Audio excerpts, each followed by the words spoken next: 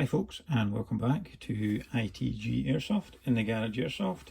And as promised a short while ago with one of my shorts, we have got for you once again the GHK Glock 17 by Umarex to do a bit of a sort of chapter 2 style thing with it. Basically, what's it like?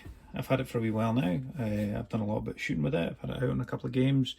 So yeah, is it worth it? It's quite an expensive piece to own. And what are my thoughts on it? How does it work? When I say how does it work, I don't mean like how does it actually work. I mean, it's a BB gun. I mean, how does it work? Does it work well as a gaming gun? Is it a bit more of a sort of showpiece, or is it a bit better suited to just plinking some targets? Let's delve into it. So let's start from the beginning. What is it? It is the GHK officially licensed Glock 17, made by Umarex, by GHK and sold by Umarex, and it is a Glock 17 model, the Gen 3 model. What stands the GHK model apart from any other Umarex Glock 17? It is the steel CNC slide, and also the way the whole gun is actually manufactured. Now, what you'll find with a lot of airsoft pistols is that the firing system of the actual gun is quite similar in the way they actually work, in the sense that, just take the magazine out, no BBs in there, is that as the slide goes back, it cocks a hammer back within the gun, which primes it ready for you pull the trigger, which releases the hammer, which strikes the valve inside the magazine, which releases that burst of gas, which then propels the BB out. That's predominantly how gas blowback pistols work, and indeed how real firearms work across the board. I can demonstrate this a little bit better with trusty 1911. Now, what I was meaning is the hammer, this obviously external, so it's a lot easier to see. As you move the slide back, cocks the hammer, you pull the trigger, releases the hammer, which depresses the valve within the gas magazine, this bit here, which shoots a burst of gas out of here into the chamber of the pistol, which then fires the BB out, which then simultaneously knocks the slide back, which knocks the hammer back in the battery, and then the whole process continues again. Now, any external hammer guns like these 1911s, Berettas, such and such, it's all external. The Glocks, it's not internal, but on a lot of Glock BB guns, it is internal. Now, what sets this one apart, if I can get the slide off, will warn you in advance, this is quite a difficult slide to get off. There's a notch here, same on the other side. You've got to push these down simultaneously and then push the slide forward for it to be released. You will potentially lose some fingernails doing that, not gonna lie. Now, what you would normally find in an airsoft Glock model is some sort of hammer system built in and around about here, or in here with a roller that the slide rolls over, pushing the hammer back, and then as it's demonstrated before, you pull the trigger, hammer goes forward, hits the gas valve, gas in the chamber, BB, away it goes. But this is different, because this actually works, or has been built like a Glock actually is built, and a Glock doesn't have a hammer, it's got these little pins in here. Okay, now what does that mean from this airsoft point of view? It means that as the slide's going back, it's not getting the same level of friction pushing a hammer back. So that in turn means that you get a much, just put this back on for demonstration, crisper slide action, because there's no resistance really. What you'll tend to find with a lot of Glocks is, as you get to maybe about here, you'll start to get resistance on the hammer. So you can almost, on some occasions, if you do it slow enough, you can almost pull a Glock slide to about there and let it go, and it will hold in that position because it's been held by the tension on the hammer. Whereas this doesn't have one, so you get a much smoother, crisper slide action. And with that CNC steel slide, that in itself is just the noise and the feel of that heavy slide coming back. As I mentioned in a previous video, when I compared this to the VFC M17, a lot of my real world handgun usage has been with Glock 17s in the military and other things. It was always Glock 17s. That was, well, it's not always Glock 17s. It started with Browning high powered. We dabbled with SIGs a little bit and then ended up with the Glock 17. So yeah, so I'd probably say about 80% of the live shooting I've done with a handgun has been with a Glock 17, and I can honestly say from my experience anyway that this is as close to feeling like a real Glock 17 as you would get with an airsoft pistol. Everything else, regardless of how well it's made, if I go back to this 1911, it's full metal. It's very weighty, as you would expect from a 1911, the full metal gun. But there's just something about it. I don't know if it's just the action. It's got nice crisp action. It's good. But there's just something about it that still, as soon as you pick it up, it's just lacking that little thing that makes you think that feels like a real gun. There's something still decidedly toyish about it, is what I'm trying to say. Whereas this, even though, yeah, it's a plastic polymer lower, it feels sturdier and more in keeping with a real pistol than an airsoft pistol. And also GHK Umrex do a lot of things to make emphasize that fact. You've got the fully licensed trade markings. There's nothing on this really that says that this is a toy, because you'll find, I don't know if I pointed it out in the other video, the VFC M17s and a lot of the VFC SIGs have got stamped on the underside here, this is a toy, blah blah blah, and sometimes on the chamber they might have 6mm rather than 9mm. This has got 9x19 on it, as the real ones do, because it is a 9mm pistol. They've also got black internal barrel, so you've not got the nice bright shiny kind of, as you see with this one, kind of yellowy bronze coloured inner barrel. So looking straight down it, you can quite clearly see that that's an airsoft pistol, whereas this one, obviously with that black inner barrel, you still get the illusion anyway of it being a real handgun. So is that a good thing or a bad thing? Me personally, I like a lot of realisms with my airsoft pistols, so for me, yeah, it's a good thing. I like it. I love the level of realism with this pistol. Does that translate into gaming and actually using the pistol in an airsoft environment? Yeah, of course it does. It's great. It's a Glock. It works really well. It does everything you want it to do. It's a very reliable, sturdy handgun. I've not had any issues with it. The one issue that I will say that I've identified is this rubber grommet in here, which basically creates the air seal between the magazine and the pistol, so you don't get any gas leakage.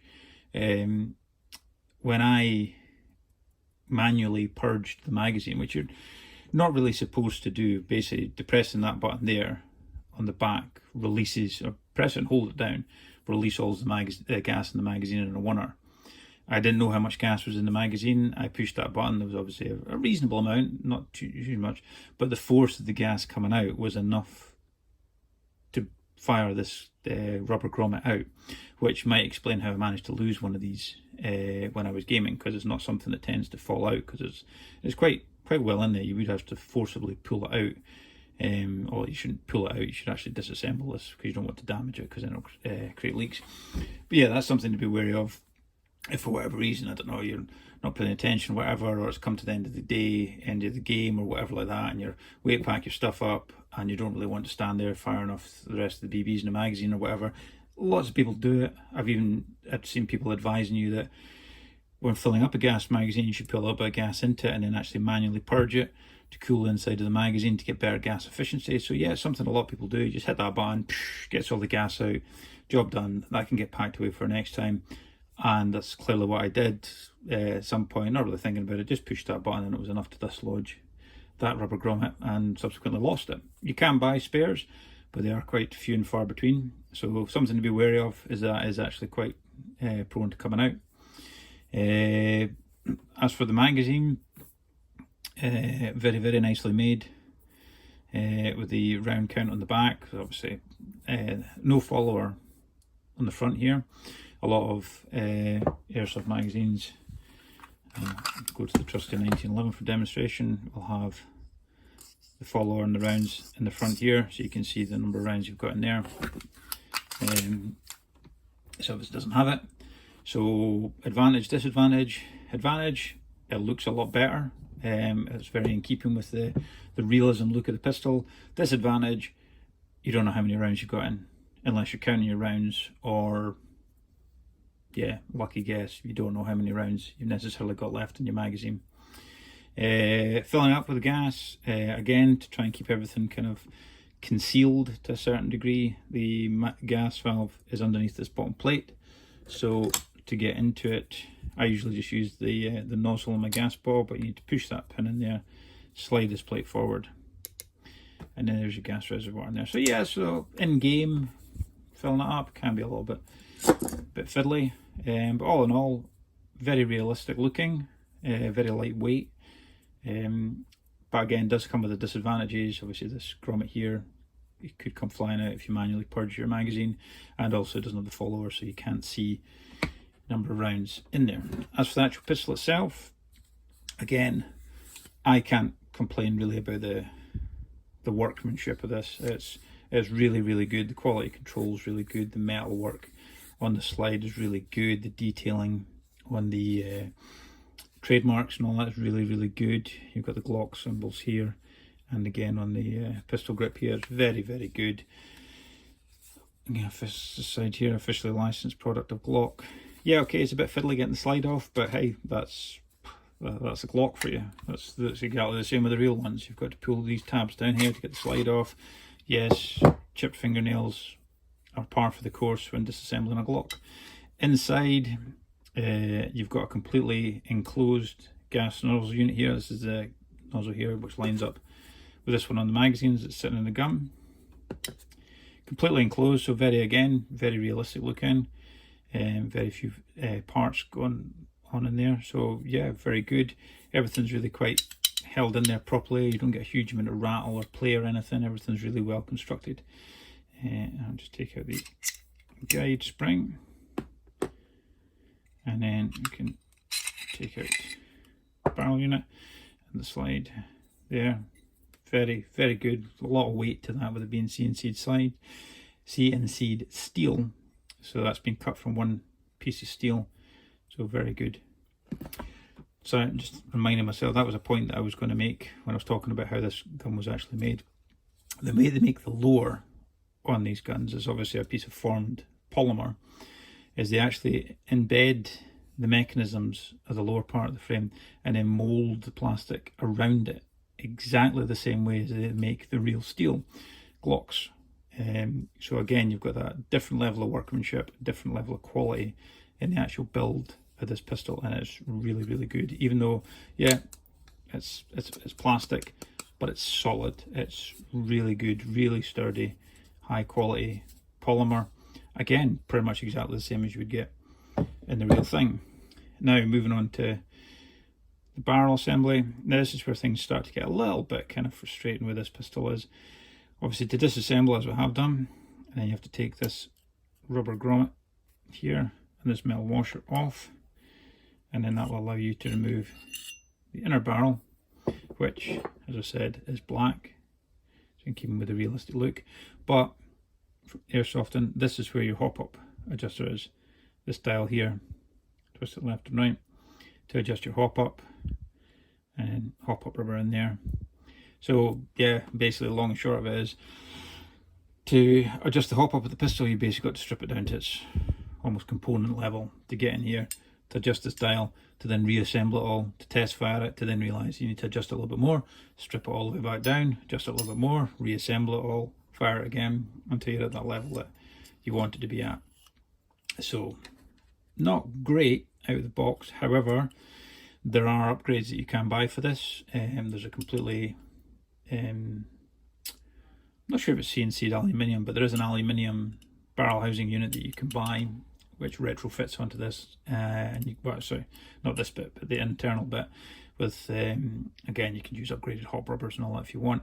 And that unit actually has the dial on the bottom, sits in around about here, so all you need to do to adjust the hop is just In fact, you could probably do it potentially, yeah, just by taking the slide off. You get in here, adjust it left and right, so you're not having to take everything out of there to then get into just the hop. But again, quality of the build is very, very good. So for the most part, once you've adjusted your hop, you should be pretty much good to go without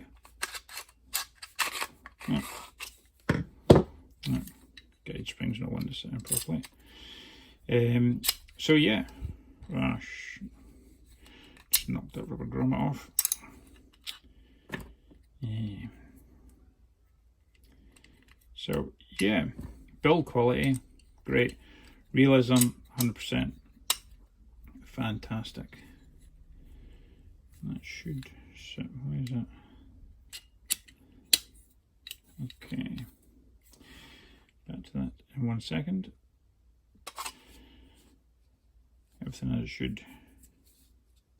And then back on, and just simply cock the slide back, and everything's locked back into place. Good to go. So I've seen a few comments on Facebook and various other airsoft sites asking or posing questions about this. One thing that seems to be highlighted quite a lot is the trigger. It's quite a heavy trigger, I'm not going to lie, but it's quite realistic feeling. There's no BBs in here, so dry fan. So yeah, finger safety, like all Glocks, need to depress this inner lever here to release the safety, and so let's go. So here's your break point, yeah, and you reset, break point, reset. It takes a little bit of getting used to if you're more tuned to a bit of a lightweight trigger. Some people saying that it's hard to double tap because it's such a hard trigger. I wouldn't necessarily said so. It's quite easy, it's quite snappy. Yeah. I wouldn't have said there was any issues with the trigger. Like I said, and compared to other airsoft pistols, yeah, might feel a little bit heavier, but it works really well. I don't advocate dry firing your pistols, by the way. I'm just doing that just for demonstration purposes. But yeah, no, it works well. One thing I will find, and again, this is just entirely on a kind of personal level, is that I've always referred to Glocks as my thumbs up guns, because when I grip the pistol, I say normal kind of pistol grip, depending on your level of thinking, is to effectively have your thumbs together. Some people bring them slightly further forward, other people kind of keeping this to keep a sort of like almost kind of heels of the hands together at the back of the butt. Now when I do that and aim, I have a great tendency to want to rest this thumb against the side of the pistol. Now what happens when firing a Glock is that naturally means that my thumb wants to come and sit here, because as it's moving down it thinks, oh, that's a nice little ledge there, and I'll just rest myself here. Now what am I actually doing? I'm actually depressing the slide release lever.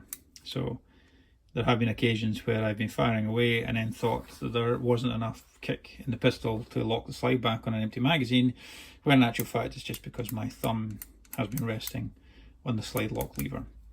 So as I said, my thumbs up gun, I just need to remind myself when I'm firing a Glock to just lift this thumb up out of the way, clear of the slide lock. But other than that, I've had absolutely no problems at all with it working or shooting.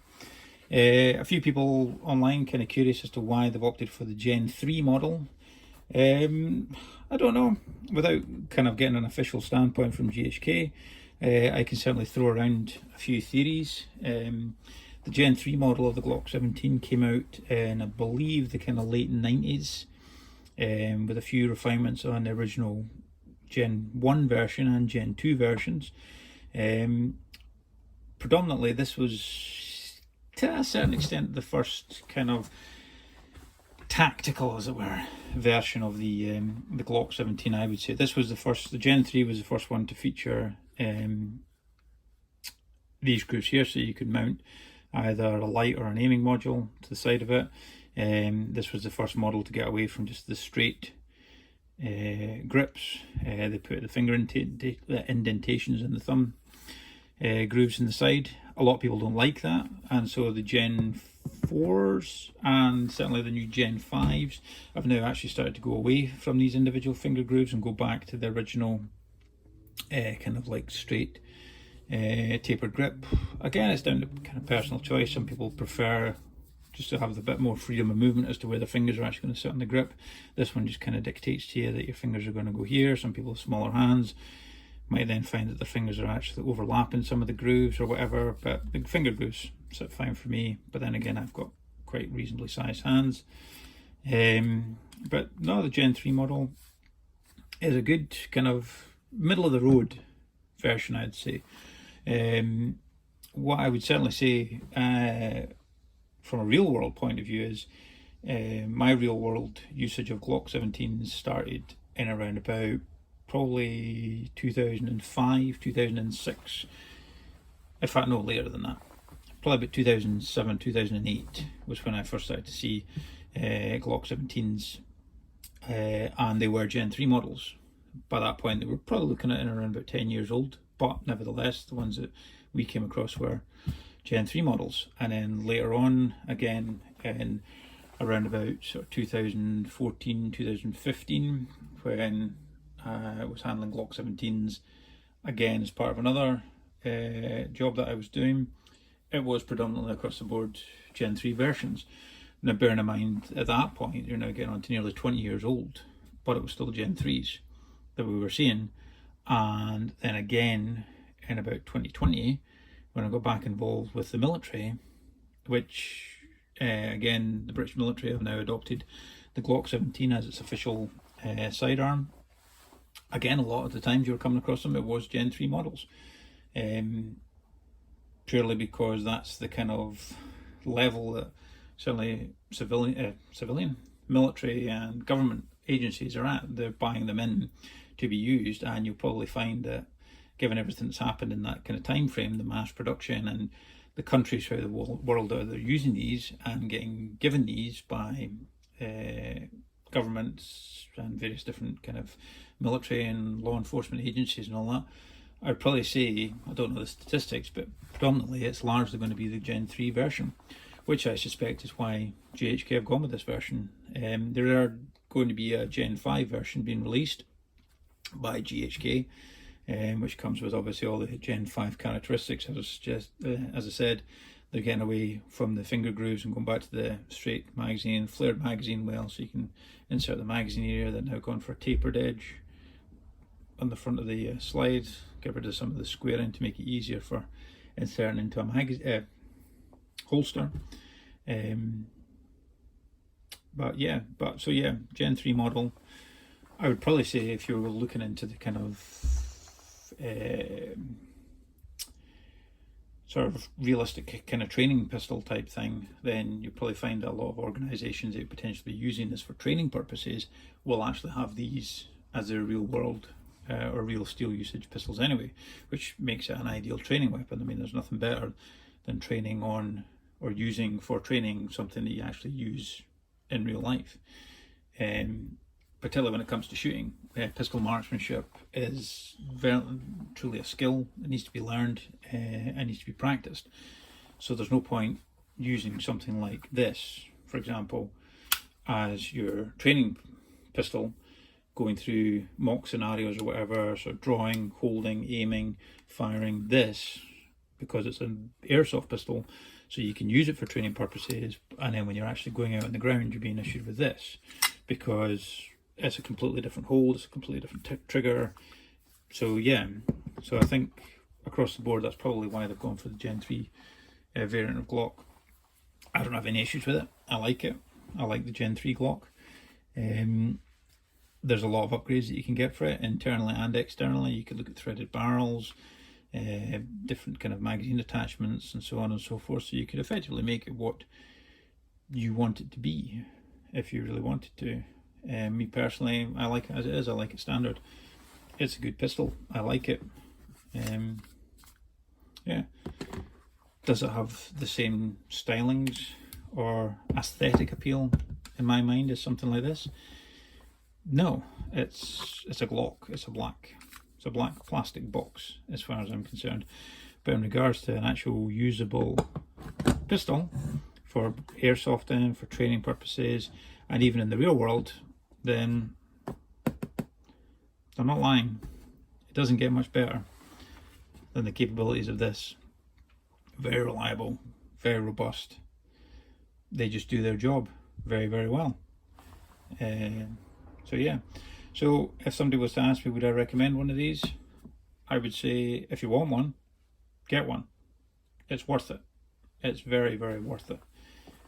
Once you've had a shot of this, kind of the feel of it, the look of it, most things just feel like a toy in comparison, even though this is actually just a toy as well. For actual sort of airsofting purposes, is it better than, say, just a standard Umarex Glock 17? Probably not, performance-wise, but the build quality, that CNC slide, that kind of freedom of travel, that solid slide movement and the feel of it, you won't get that with any other airsoft Glock anyway. So if you're looking for something entirely from a realism point of view, yeah, you can't get anything better that I've seen than that. But it is expensive. But if realism is what you want, can't get anything better. Not from what I've seen anyway. So that's my final thought on it.